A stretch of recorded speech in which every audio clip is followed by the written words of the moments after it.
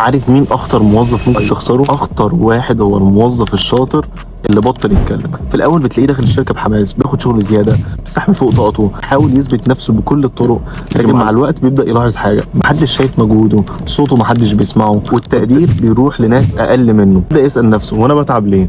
ومن هنا بيتحول تدريجيا، مش بيستقيل مره واحده، لكن بيطفي، بيبقى بيعمل الحد الادنى من مجهوده، لا بقى يقترح ولا بقى يبادر ولا حتى بيحاول. ساعتها الشركه ما خسرتش موظف، الشركه خسرت طاقه وخسرت فرصه وخسرت قائد كان ممكن يطلع منها. ان المشكله مش ان الموظف اتغير، المشكله ان بيئه الشغل هي اللي غيرته.